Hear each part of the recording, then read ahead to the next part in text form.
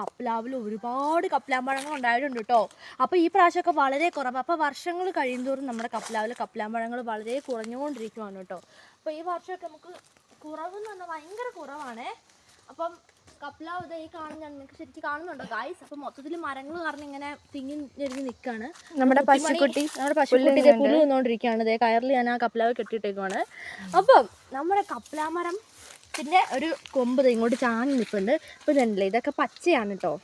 അപ്പം പഴുത്തത് 2-3 ഞാൻ വന്ന പാടെ എനിക്ക് ആർത്തി കയറി തിന്നു. ഇതുണ്ടോ, ഇതൊക്കെ പഴുത്ത് വരുന്നതേ ഉള്ളൂ. അപ്പോൾ ഇതൊക്കെ പഴുത്ത് വരുന്നുള്ളൂ. അപ്പം പക്ഷെ മോസ്റ്റ് പഴുത്തത് ഇവിടെ ഉറങ്ങിയിട്ടുണ്ട്. വാവ്, കണ്ടോ നോക്കിക്ക്. ഞാൻ പറിച്ചെടുത്തിട്ടുണ്ട്. കാണുമ്പോൾ തന്നെ തിന്നാൻ തോന്നുന്നുണ്ട്. അപ്പം നമുക്ക് നമ്മുടെ ഇത് ക്യാഷ് നട്ടാണിത്. കണ്ടില്ലേ, ഇതാണ് നമ്മുടെ ക്യാഷ് നട്ട് എന്ന് പറയുന്നത്. അപ്പം നമുക്കിത് ഈ ബക്കറ്റിലേക്ക് ഇട്ട് കൊടുക്കാം. അപ്പം നമ്മുടെ കപ്ലാം പഴമാണിത്. അപ്പം നമുക്ക് തിന്നാം.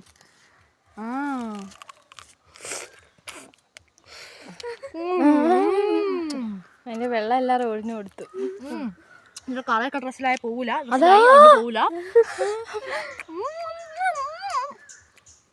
നല്ല മധുരമാണ്. പക്ഷെ ഇതിങ്ങനെ അല്ല തിന്നേണ്ടത്. നല്ല ഉപ്പും മുളക് കൂടി തിന്നു ഞങ്ങൾ മാറി നിൽക്കും എല്ലാവരും. അപ്പം ഇതുണ്ട്, നല്ല ചാറുണ്ട്. അപ്പോൾ സത്യം പറഞ്ഞാൽ അതോടെ കുളിക്കുന്നുണ്ട് അടുത്തേക്ക്. മേത്താക്കിയിട്ടുണ്ട്.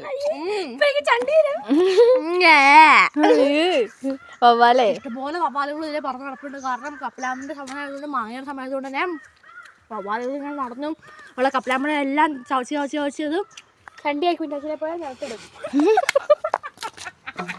അതാ